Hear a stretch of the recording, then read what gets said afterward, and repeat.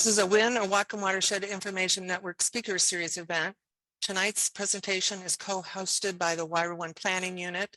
The WRIA1 Planning Unit is a committee of caucuses with representatives of government and water resource interests. Information about the Planning Unit is found on the WRIA1 project website. Links to the websites mentioned this evening will be in the chat. The presentation will go to 6:45 and is followed by the monthly Planning Unit meeting that ends at 8 p.m. I'm Rebecca Slaughterwack. I work for the Whatcom Public Utility District, and I'm a representative of the PUD on the Planning Unit and the WIN Steering Committee.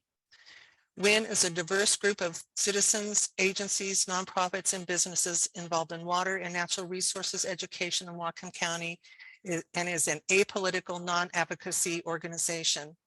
WIN's mission is to protect and restore our local waters and watersheds by supporting and enhancing information exchange, education, public involvement and engagement, and collaboration.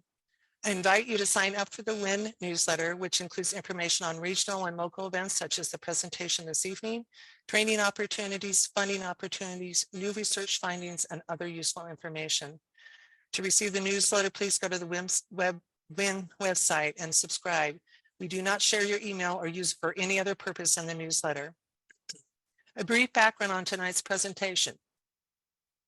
The WRIA1 Regional Water Supply Plan is Strategy 3 of the WRIA1 Watershed Management Board's Strategic 2018 to 2023 Implementation Plan. In 2020, grant funding was obtained through the National Estuary Program administered by the Washington Department of Fish and Wildlife to develop the plan. Phase 1 of the plan was completed in late 2021, and RH2 Engineering, Inc. was selected in 2022 to develop Phase 2, which was completed earlier this year. Tonight's presenter is Andy Dunn. Andy is a licensed hydrogeologist, licensed geologist, and a certified water rights examiner for RH2 Engineering, with more than 20 years of experience working on water rights and water use in Whatcom County. Before turning it over to Andy, I want to just comment about questions. Questions will be at the end of the presentation. As questions come up, please feel free to write them in the chat or hold them until the end of the presentation. We will track the chat questions. We will keep questions and comments at 2 minutes. We will prioritize Planning Unit members' questions first. Thank you. And now we welcome Andy Dunn. Thank you, Rebecca. You're welcome. And thank you, everybody, that took your time out of this beautiful, beautiful Wednesday night to come and hear this presentation. As Rebecca mentioned, this is the Regional Water Supply Plan Phase 2 report, and it's going to be pretty dense. You know, not a typical presentation with lots of pretty figures and pictures and stuff. So I apologize for that, but I thought it was important to get into the weeds on some of the topics and have that discussion. So without further ado, let's go. This presentation, we're going to go into a little bit of background, cover some of the kind of overarching assumptions that were made. We're going to talk about consumptive water use, both current and in the future. We are going to talk about a little bit about water rights. We're going to talk about climate change impacts to total runoff and stream flow in the subbasins investigated. We're going to talk about flow impacts to the Nooksack River near Ferndale, down by the mouth. And finally, we're going to touch on some potential solutions. So as Rebecca mentioned, this is a continuation of the Phase 1 work, which was performed by Aspect Consulting. And the overarching assumptions, you know, this is going to be a little bit of a laundry list, but I think it's important for everyone to know up front some of these. I think it'll help. People might have questions on it later, or it might help understand some of the decisions and assumptions that were made. So this report is intended to be used only for regional water supply planning purposes and is not binding on any party, whether they're individual, government, or otherwise. As far as consumptive use calculations go, the data sources used were state and county centric, meaning that reconciliation with Lummi Nation centric data sources on the Lummi Nation was beyond the scope of work and did not occur. So we simply used state and county resources to estimate consumptive uses in places such as Lummi Bay subbasin, which occurs on the Lummi Reservation. Existing and future water uses are not limited by current water rights or the ability to obtain additional water rights. So there was no analysis of can somebody get a water right in subbasin X or Y. It was just assumed that, or assumptions were made on growth patterns or use patterns into the future, and that's how future use was calculated and determined. And all future use categories were calculated independent of each other, meaning that we were not looking at a finite land base that had to fit ag irrigation, municipal growth, self-sufficient or self-supplied homes, and future commercial industrial uses. Each particular use analyzed was just looked at and grown from 2020 to 2070 without consideration for what other uses were doing.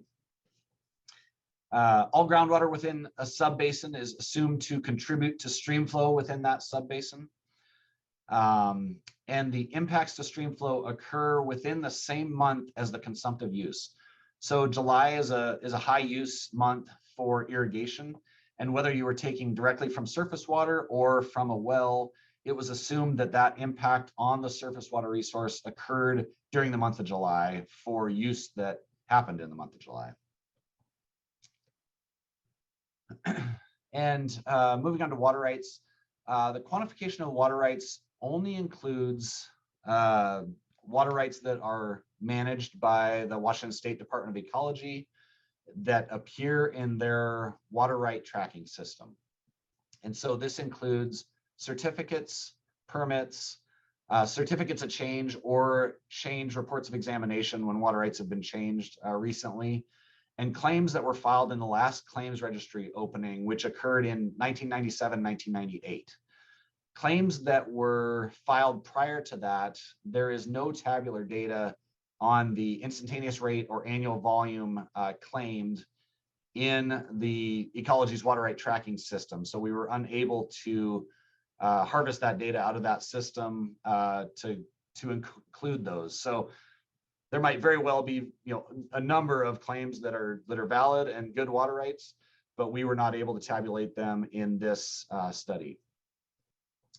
And the water right comparisons with water use were on a sub-basin level and were only made for municipal, domestic uses and irrigation uses. So what that means is that we did not go, let's say for crop irrigation, we did not go field by field to see if every field that apparently has crop irrigation water use now, if it has a water right. So we lumped all the parameters on a sub-basin basis and then made the comparison that way. So moving on, potential solutions identified are not an exhaustive list. You're going to hear that at least once more, maybe twice more. I want to put that out there that this, the list in this report is not considered to be exhaustive or fully complete or a perfect roadmap of exactly what needs to happen to offset the changes that we're going to see in the future. And then the focus on potential solutions that might have the solutions that might have the greatest impact in each subbasin. So while crop irrigation efficiency might have measurable benefits in the Sumas subbasin or Linden North subbasin, there is agricultural irrigation in every subbasin, but some of those are just much less water use, and so they weren't necessarily a focus there as they were on some of the subbasins that had larger crop irrigation water use. And then finally, the future Nooksack River discharge was compared to the minimum in-stream flows documented in the current minimum in-stream flow rule, which is Chapter 173.501 WAC, as opposed to other flow levels that have been discussed in planning unit and other venues in WRIA1.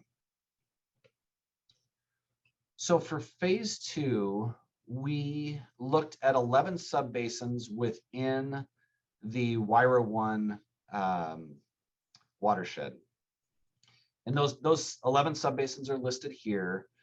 And I will show them on a map. So From the Nooksack River's standpoint, or from the Nooksack River itself watershed, we have the North Fork of the Nooksack, Middle Fork of the Nooksack, South Fork of the Nooksack, draining into the Upper Mainstem Nooksack, Lower Mainstem Nooksack, Silver Nooksack Channel and Delta subbasins. And then tributary to the Nooksack are the Linden North subbasin and the 10 Mile subbasin. In addition to those 8 subbasins, there are 3 subbasins that do not drain to the Nooksack River itself. Those are Sumas River subbasin, which drains to Canada, and Drayton Harbor and Lummi Bay, which drain to marine water or salt water in the Sound.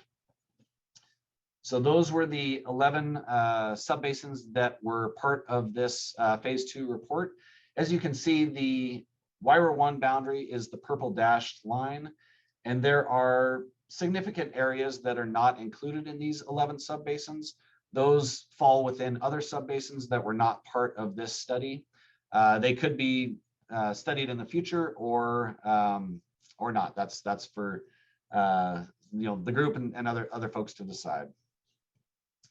Okay, so that's what we're looking at from a spatial standpoint. So in the report for each subbasin, we listed general attributes, and those include things such as the physical makeup of the watershed topography, fish type and use, hydrogeology, water bodies, water right regulations that are applicable in that subbasin, and finally population and typical land use. So as you can imagine, going across WRIA1 from west to east, you can have very different topography, very different land use, very different elevation, and which makes WRIA1 great and an interesting place to work. So in addition to those general attributes, we calculate out the existing, which is in the report 2020, water use and consumptive water use,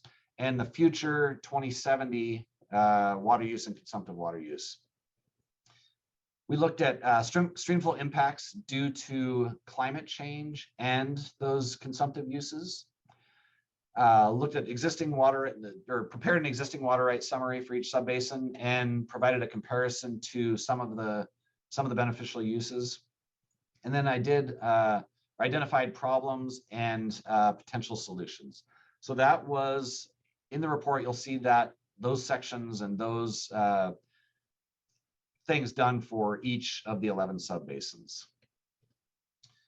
So getting into the details of the existing and future water use, the current is, like I said, 2020, and then we looked 50 years into the future in 2070 for the out of stream consumptive water use, because it's really the consumptive water use that's going to have an impact on potentially stream flows and water availability. Non-consumptive uses that they might be part of the beneficial use, but they return back to the subbasin, were not counted or debited against surface water balances in those subbasins. So the uses that were looked at, we split those out into these 5 categories. And so the first category being self-supplied domestic. And the easiest way to think of these is a home in a rural area that is served by a permit exempt well and has a small amount of a garden, maybe some lawn or landscaping around the home. And so that is the source of water. That is what is considered self-supplied domestic here. Municipal and group domestic are any public water system that is basically greater than 2 connections and also includes governmental entities. And so municipal and group domestic can use can include other types of beneficial uses under them, such as Whatcom PUD's diversions from the Nooksack River were considered municipal under this study, even though much of the use could have been categorized as commercial and industrial if it was being broken out that way. But in this study, those were considered municipal, as were City of Linden, Blaine, Birch Bay, all those entities. So commercial and industrial are just as it sounds. Water rights are specifically for industrial uses. Crop irrigation is focused on ag irrigation, so it's not necessarily lawns around homes. It's more focused on the larger pieces of ground that are being irrigated for a crop for agricultural purposes. Then the last category is dairy water use. And so how we did all these calculations is we tried to lay it out as clearly as possible in the methodologies and assumptions, which is Appendix A of the Phase 2 report. So if you hear something here, you don't quite understand it, you want to look into it deeper, I'd recommend going and looking at that phase, or excuse me, at the Appendix A in the Phase 2 report to get that additional information or details. So self-supplied domestic. So how did we estimate the existing number of self-supplied homes out there? We obtained parcel data from the county, and all zoned residential parcels outside of public water system service areas with improvements of at least $10,000 were considered to be self-supplied domestic homes or uses. And so under that self-supplied domestic, like I mentioned, there is an in-home use and there is an outdoor landscape irrigation use. So the in-home use was estimated to be 60 gallons per day per person times the 2.56 people per home, which was part of the coordinated water system plan for Whatcom County. And that provides us with an in-home domestic use of 153.6 gallons per day. And that in-home use was assumed to be 10% consumptive. And that's a pretty low consumptive amount, but that is because these sort of connections are all almost exclusively, and I'd say probably exclusively on septic systems. And so any non-consumptive use is going to return back to the subbasin and back into the water cycle. And so that in-home use is only 10%. And then the outdoor use or the irrigation was calculated based on average irrigated area by subbasin. So each subbasin through a prior study had a representative sample surveyed, looked at through aerial photos, and estimated on how many acres around a self-supplied domestic home were irrigated off that well. And so, and then the crop irrigation requirement was assigned by subbasin with a climate change multiplier. So the Washington Irrigation Guide was used for pasture turf, which is just grass, and that number was bumped up a little bit to account for conditions today being generally warmer and drier than they were when the WIG was originally developed a number of years ago. And the application efficiency was 70% for all, and 80% consumptive use was assigned to that outdoor irrigation that's occurring under the self-supplied domestic users. And so what does that look like from a subbasin by subbasin basis? As you can see here, we have the first category is use. So that is the amount of water that is being pumped out of the ground, out of the permit exempt well and put to beneficial use. However, a lot of that is non-consumptive, as we mentioned. So for each home, the indoor use equals 0.17 acre feet per year. So as you can see, these use numbers are much higher than 0.17. And so the indoor use is much smaller than the outdoor use when it comes to these self-supplied domestics. And the consumptive use on that is only 10% for the indoor. So that's only 0.02 acre feet per year is consumptive. So if you look at the consumptive use column, the vast majority of the water that's consumptively used by this user group is due to the associated irrigation of lawn and landscaping around the homes. And then the consumptive percentage is variable by subbasin based on the crop irrigation requirement and other factors that change across the county. And so this is the sort of percent consumptive that we're looking at for single domestic or self-supplied domestic. These percent consumptive uses were also used on other purposes of use as well, or other use categories. And so often we're referred to the self-supplied domestic percent consumptive was used, that we're referring to these 51% to 72% range of, depending on what subbasin the use is occurring in. And so for future self-supplied domestic, we determined, or we estimated the number of future homes by extrapolation of the 2016 Whatcom County Comprehensive Plan update, in which Burt Consulting provided I believe it was 23 years worth of growth scattered around the county spatially. And so we looked at that growth outside of urban growth areas and water system service areas, and assumed that growth had to be served by self-supplied domestic wells. And so that data allowed us to calculate a number of homes per year growth rate for each of the subbasins. And then we extrapolated that out over the 50 years of the plan period. And again, this is, extrapolating that data well beyond what it was intended to be used for, but it was the methodology developed during phase 1. And it was seen as a reasonable estimate of what the future might hold. The assumed future homes have the same use and consumptive use as the existing homes. And it's been brought to my attention that the new Streamflow Restoration Act values in the in-stream flow rule for the NUCSAC would likely reduce the future self-supplied domestic consumptive use due to the restriction on irrigation to no more than 1/12 of an acre. But we did not skinny that down. We used the same consumptive use values that were assumed for the existing self-supplied domestic connections. And so in looking at what that looks like, the second column to the end is the 2020 self-supplied domestic homes within each subbasin. And then the new self-supplied domestic homes per year is the second column. And extrapolating that out for 50 years gives you how many homes per subbasin are going to be added. And finally, the last column is the number of self-supplied domestic homes in 2070. So you can see that we had about 5,000 existing. We're guessing we're going to add about 3,500 to get a total of about 8,400 self-supplied domestic connections across these 11 subbasins.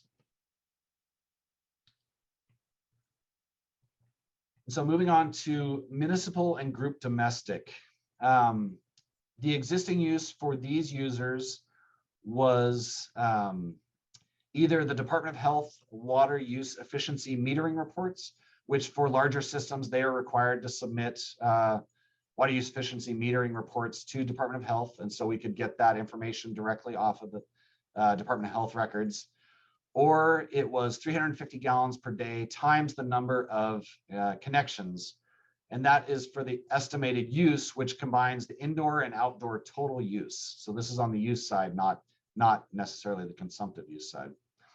And then the consumptive use was either the same as the self-supplied domestic, as I mentioned before, if on septic, or if the wastewater treatment facility that is serving those folks discharges effluent into the same subbasin as the water supply wells or surface water diversions.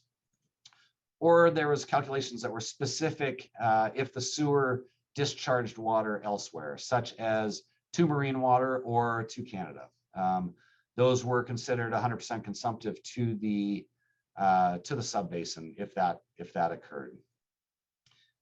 In the future, we assume the number of connections for all Group A systems, and I'll discuss what that means, will grow by 51% over the 50 years, and there will be no growth assumed for the Group B systems.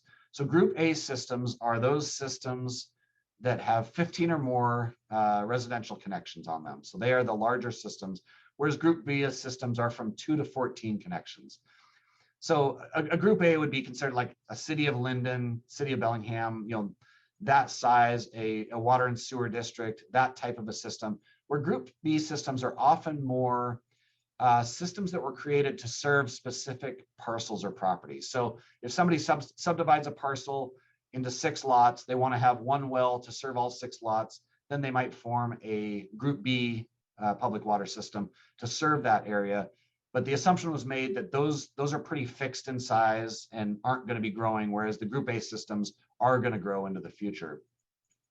And the 51% number comes from the phase 1 work and is based on the Office of Financial Management future growth projections for the county. So this was the medium growth scenario, I believe. Future homes are assumed to use 350 gallons per day. So any homes above the existing are 350 gallons per day. And the consumptive use is the same as under existing conditions. So as we discussed, it can depend on septic and sewer and where that water is ultimately being discharged. So commercial and industrial use, we use 2 existing sources of data to try to tease out how much water is being used for commercial and industrial. The first was county land use codes. So this was parcel data. We picked out a whole host of land use codes that we felt represented commercial and industrial uses in the county. And then the second was commercial and industrial water rights. So water rights that were issued for commercial and industrial use. So the first thing we did was overlaid these 2 data sets to make sure we weren't double counting, or if we were, we would eliminate the county land use and go with the water right information on top of it. We also, in our review, looked to see if it looked like there was a beneficial use of water. In some instances, there can be water rights. We looked at it, it looks like a forest. It says it's for a mill, let's say. So we assumed that was 0 use. That mill use might have occurred in the past, but it's gone and it's not occurring anymore. So we eliminated that. On the county land use data, we used specified values that were developed during the phase 1 report, specific to whether the water use was school, commercial, manufacturing, or fire protection, like a fire station. For the water rights, we took the annual volume directly from the water right documents themselves. And so the consumptive percentage was the same as the self-supplied domestic by subbasin. So again, use that assumption, just went with that self-supplied domestic consumptive use.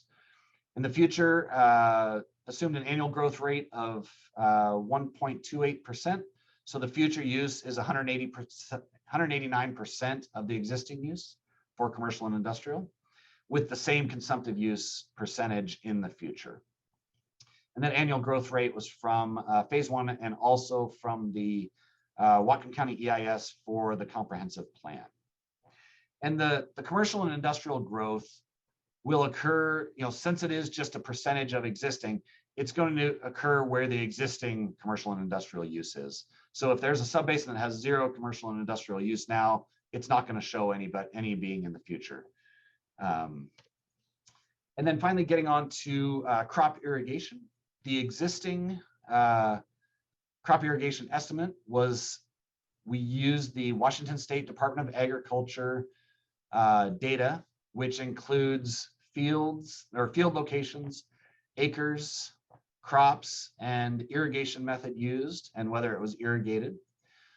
We applied 117% climate change factor, if you will, to the Washington Irrigation Guide data for the crop irrigation requirements to, again, bump up those numbers to try to estimate what it's like now under hotter and drier conditions. We used the Washington State Department of Ecology's guidance for average application efficiency for different irrigation methods. So a big gun sprinkler would be 65%. Drip would be potentially 88%. So we use those values there to get to total irrigation requirement. And then all irrigation was assumed to be 80% consumptive. And so that's how we developed the existing irrigation estimate by subbasin. And the future irrigation estimate included Number one was all existing irrigation. So everything that was under the existing irrigation was assumed to carry forward into the future, plus all fields currently identified by the Washington State Department of Ag as fields growing crops that are not currently being irrigated. So we assume that those will be irrigated in the future, plus all lands falling within Whatcom County ag zoning that contain prime ag soils buffered from roads, streams, wetlands, and buildings. So this includes a lot of ground. You know, there's some setbacks from areas, but it does include a lot of additional ground.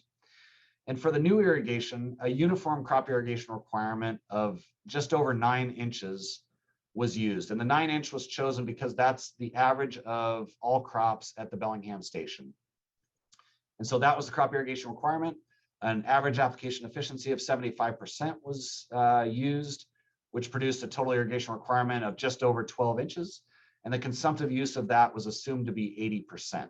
So that is for all the new ground being irrigated. It does not change how the existing ground, the volumes and consumptive use of the existing ground stays the same. And finally, we have dairies. So the existing dairies were identified using the Washington State Department of Agriculture active licensed grade A cow milk dairy milking facilities. And so the water use was broken out based on the approximate number and type of cows present. So in that database, they do not specify exactly the number of cows, they specify a range, whether it's between 100 and 250, 250 and 500, ranges like that. So we picked the middle value of those ranges, and then we assigned a per cow use. So if it's a milking cow, went with 20 gallons per day. If it's a dry cow, a heifer or a calf, we assigned it 15 gallons per day. And then for each dairy, we also assigned a 800 gallon per day use for floor flushing and milk room sanitation, basically cleanup water. And at dairies, the consumptive use was assumed to be 70% of the total use. And in the future, for this particular use, no growth was assumed. So the dairy use now, or in 2020, was assumed to be the same as in 2070. So what does this all boil down to?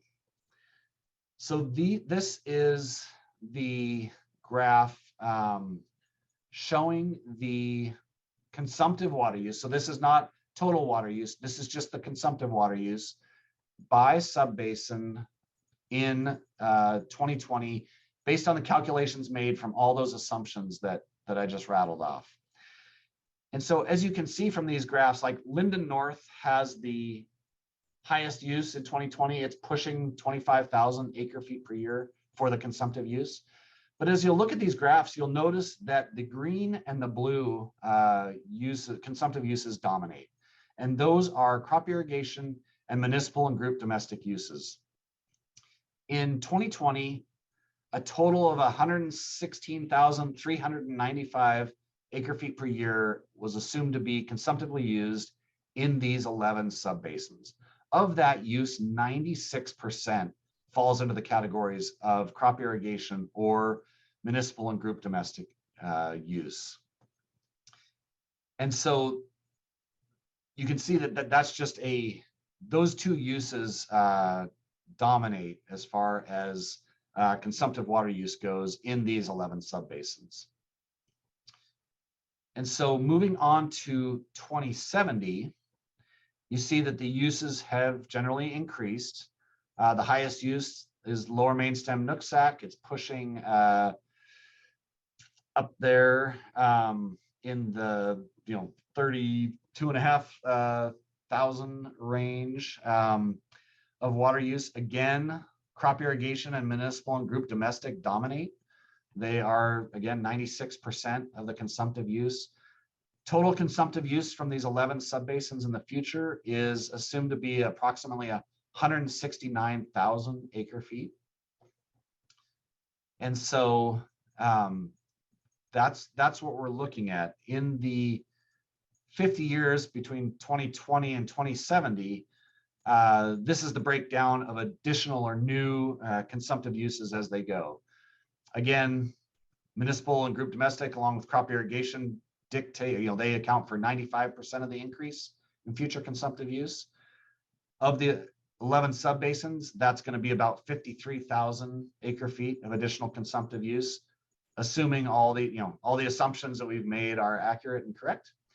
So that's what we're looking at for additional consumptive use during that 50-year period.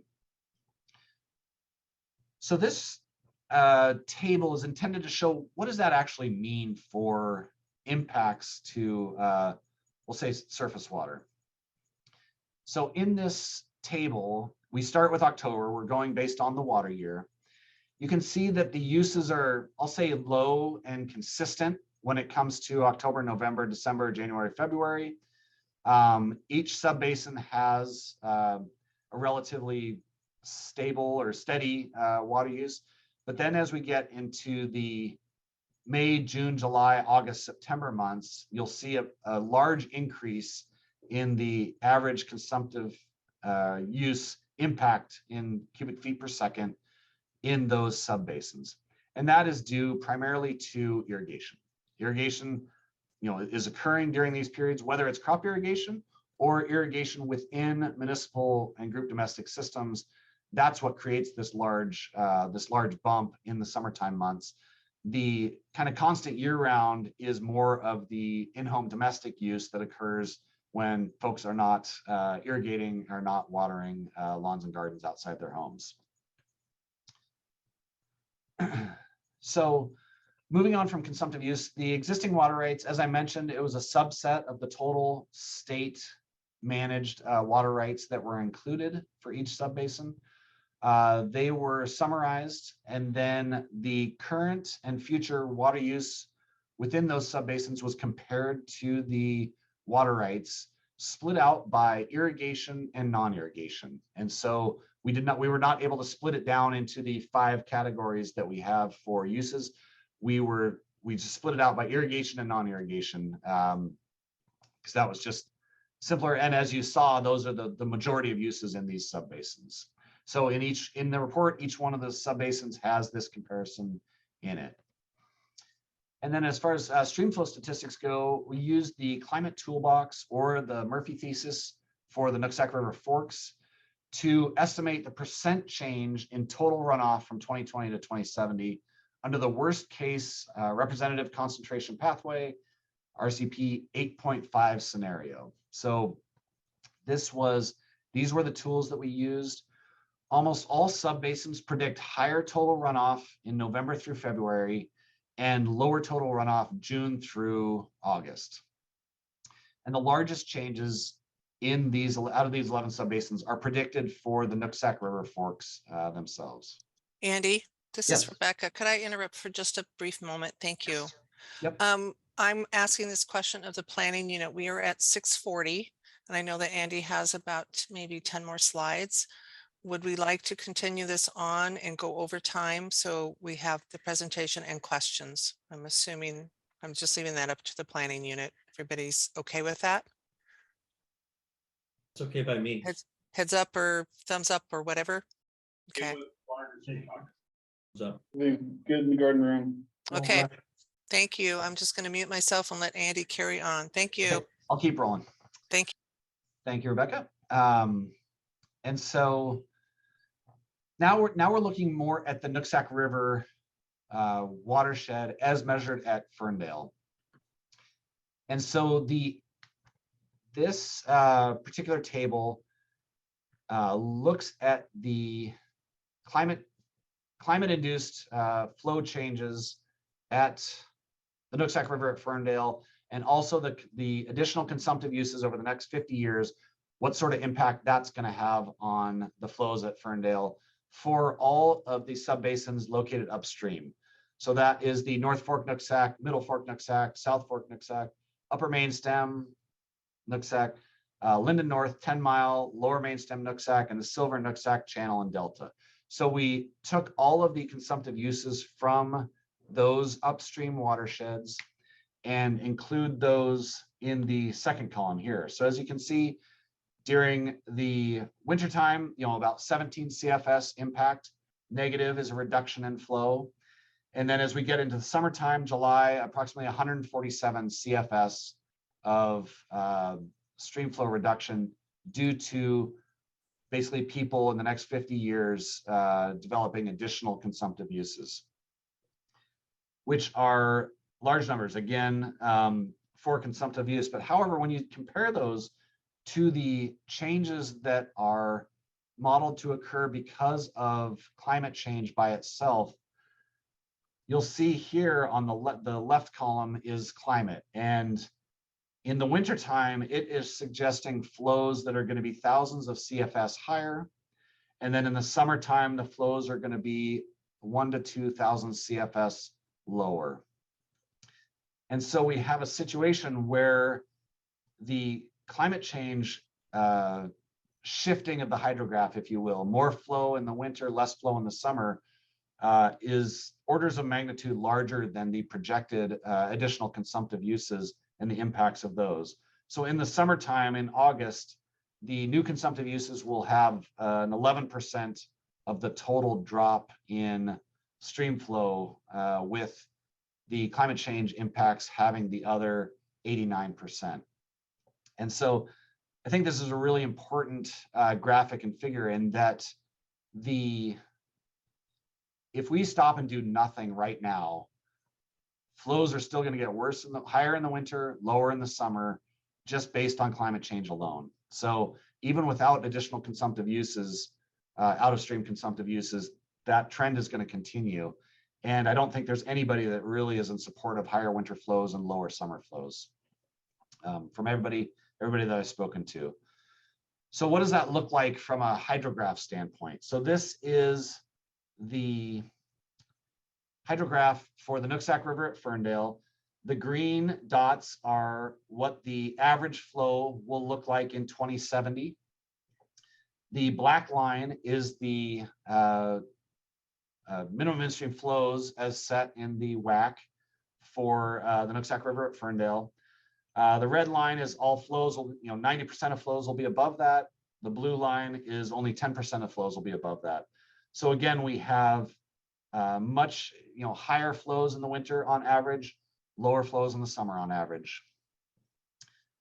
And so when we start looking at potential solutions, the magnitude of those discrepancies, or those flow differences, even if we just try to maintain the flows we have today, that's going to take an enormous shifting of the hydrograph from taking water from the winter months and moving it into flow in the summer months. And so again, potential solutions, not an exclusive list. And to provide perspective on the flow rate and volume, if you were able to store, 60 acre feet, that would be 10 acres of ground with 6 feet of water stored on it. You could produce 1 cubic foot per second for 30 days. So that's how much water you need to store to have that sort of runoff. As we were looking at the low flows in the summer, it's 1,000 to 2,000 CFS, probably for a 90-day period is what you're looking at. And so the storage, the available storage that would be required to offset that is on the order of 180,000 to 360,000 acre feet of storage.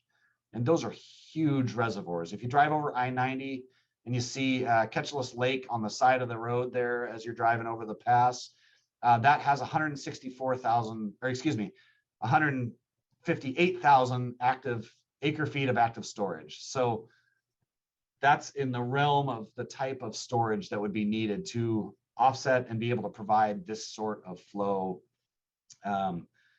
either for in-stream resources or for out-of-stream resources during the summer.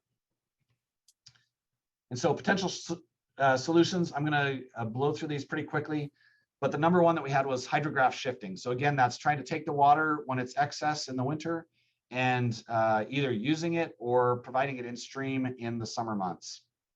And there's a variety of different potential solutions listed out there.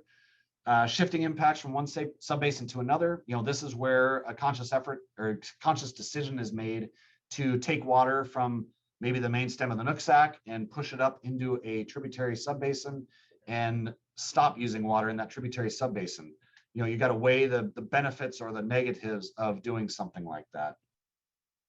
Reducing consumptive uses, like I mentioned, that's always going to be an important tool, but it's not going to bring all the flow back or prevent the impacts of climate change from just doing that alone. So that's got to be a piece of the puzzle, but it's not going to save the day entirely. And then finally, we have creating new sources. So this is things like desalination of seawater, reclaimed water from wastewater treatment facilities, reusing that water, maybe instead of discharging it directly to salt water. So the phase 2 conclusions, we tried to document our methodology used, and that was so people could easily see it, review it, so it was not a black box. And so if people disagreed with it, they could change and make different assumptions and use that in the future. Roughly the same volume of water will be available in the future. However, the timing of water will be altered, with more water in the winter, exacerbating flooding, and less water in the summer with reduced flows. Climate change impacts will have a significantly greater impact on the retiming of the hydrograph than current and future consumptive uses. Many of the potential solutions need to be proven. There's a lot of theories or ideas, but they need to be actually proven. Does this work in the real world? Does this get water back to the river at the right time? And finally, I believe hard decisions will need to be made by the community and by groups like this to address these particular issues and problems in the future. And so I'll leave off with, if you want to read the entire phase 2 report, it is linked there. And they created, using the data in that report, they created a beautiful story map. If you like visual things on the internet that are very easy to navigate through, I'd really encourage you to go take a look at that and take a look at that as another way to view the information in this study.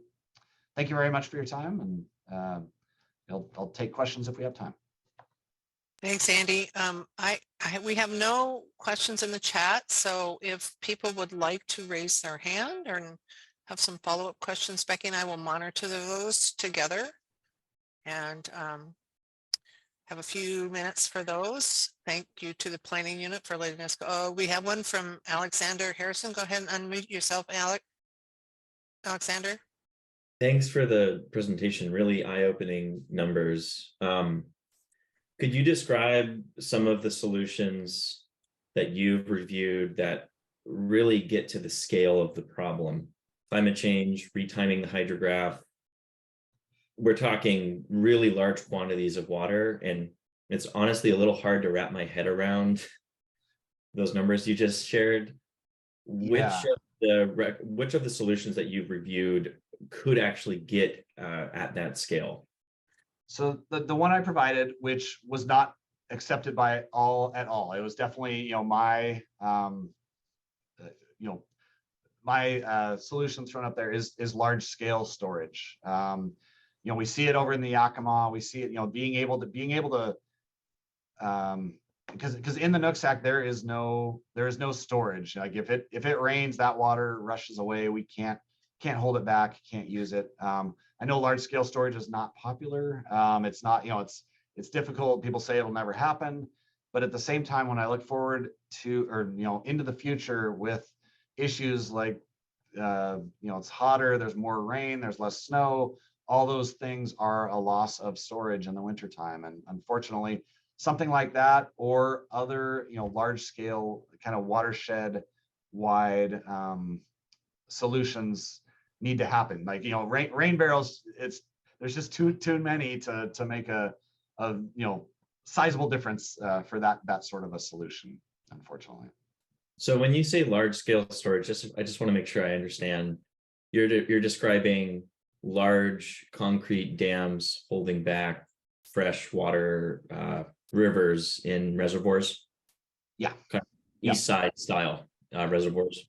Yeah, east side, west side. I mean, it's Lake Whatcom has a little dam on it. I mean, there's other other storage projects, but yeah, it's an engineered solution for sure. Hard, concrete with all the problems that come along with it. And so that was one of the solutions put up there. Yeah. Yeah. Thanks. Yep. Got a question in the room here. Yeah, thanks, Andy.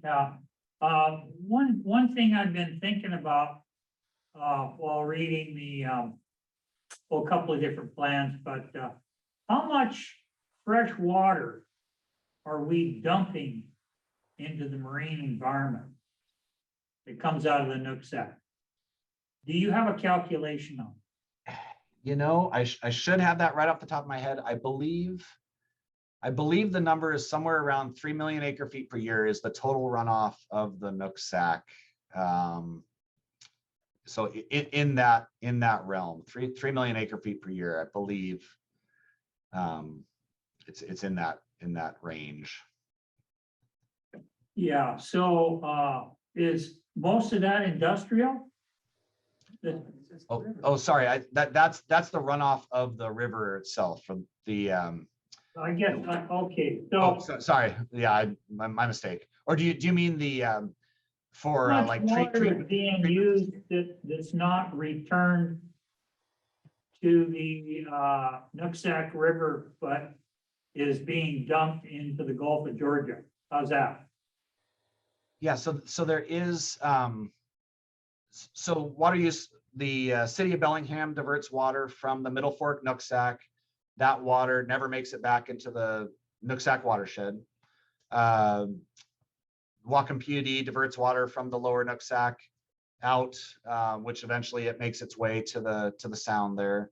And then there's, I know that Birch Bay Water and Sewer District has a wastewater treatment facility on the sound that discharges water out, and so there is water that goes out. I don't know the exact numbers on how much goes that way versus yeah, what that number is. I'm sorry. Yeah, so you could probably see what I'm thinking about here as a solution is rather than dump that industrial water or the sewage water straight into the Gulf of Georgia, maybe we should be thinking about returning it to the Nooksack, especially during summer months. Yep. And reclaimed water is kind of that, that's a potential solution for that stream for sure. We're going to have to come up with something that's very creative. Yep. Thanks. Yeah.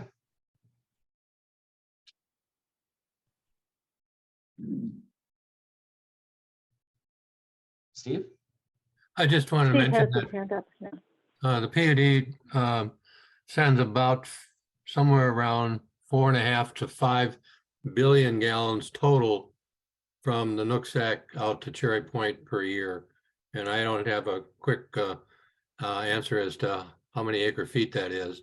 And almost all of that is non-consumptive in terms of the amount that goes back into the sound. I'd say probably about maybe 15 to 20% of that goes back into the sound. The rest is evaporated out of the refinery systems. So. Thanks. And then there were a couple questions in the chat, and then we'll maybe get those first, and then Frank. So I think you may have answered Alan's, which is what's the discharge of the Bellingham STP? Sounds like we don't have those numbers. Yeah, I remember looking really at handy. that, but I don't have that right off the top of my head. Sorry. Yeah. We can get that. And Henry's, what percentage of the Nooksack water is used by consumptive uses?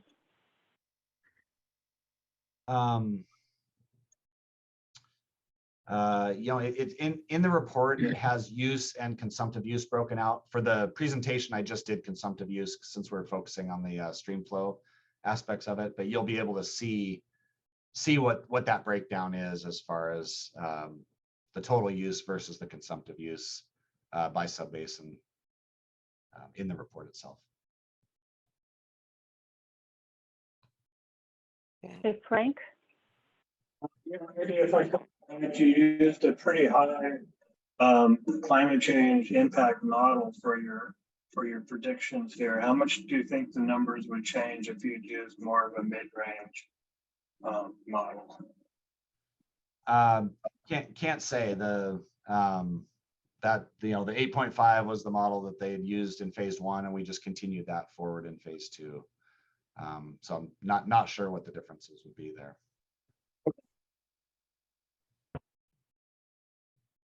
Henry had his hand up and I think I took it down. I was gonna ask.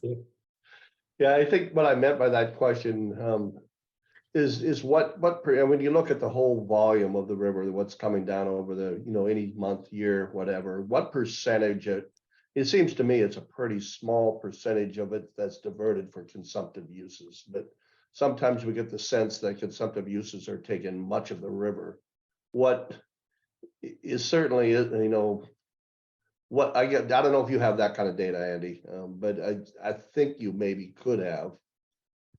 I don't right off the top of my head, but like I said, I think, yeah, I'd hate to speculate and throw something out there. No, I but, don't want you to have to do that. So yeah.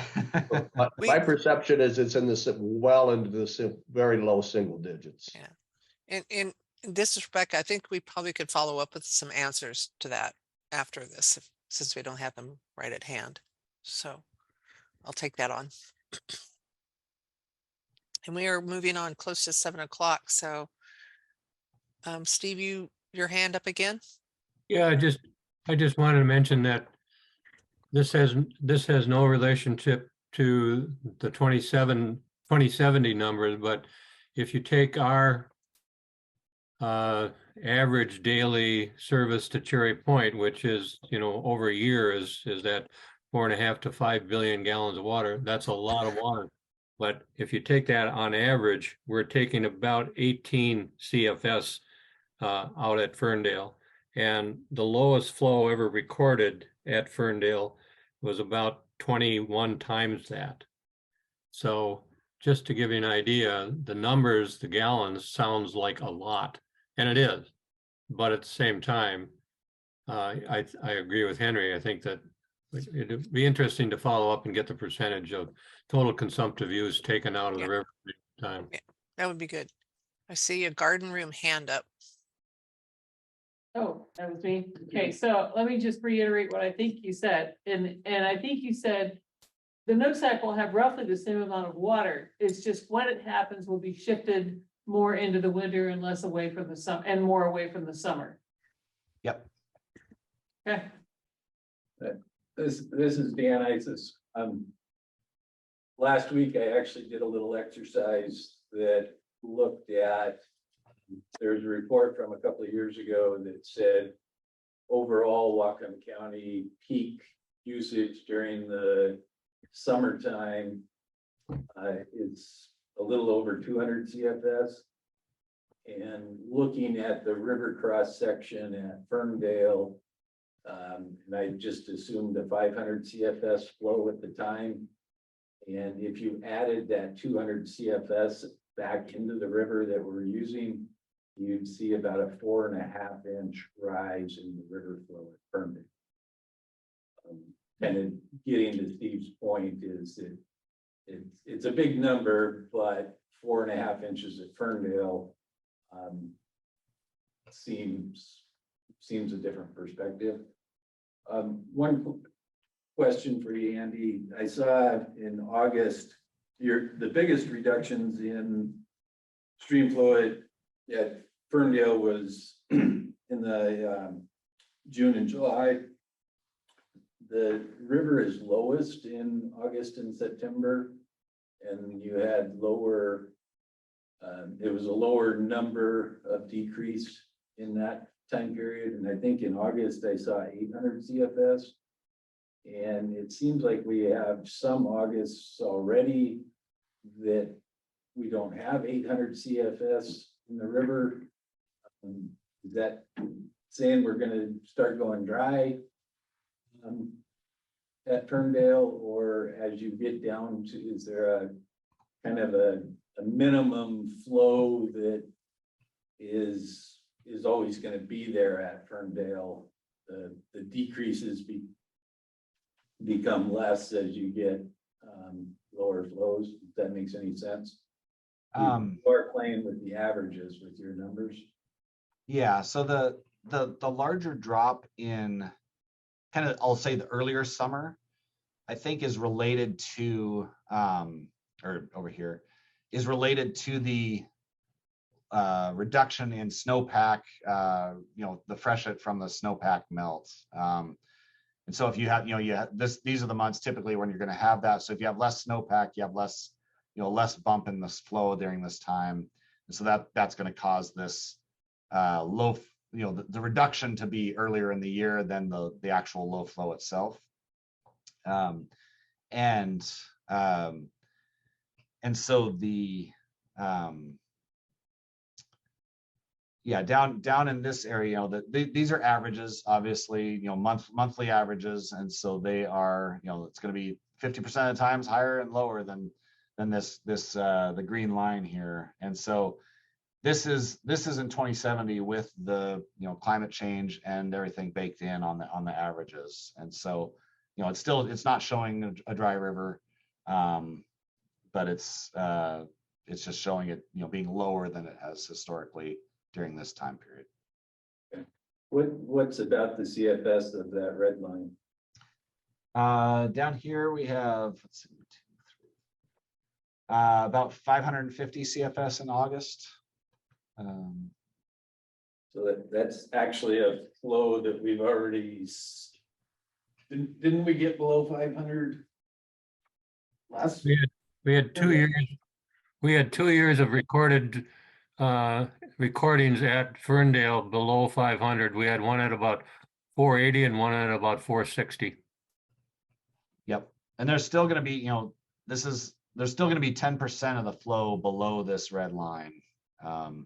It's just capturing that there's 90% of the flow is going to be above that, but there's still 10% below, and it could be anywhere down there.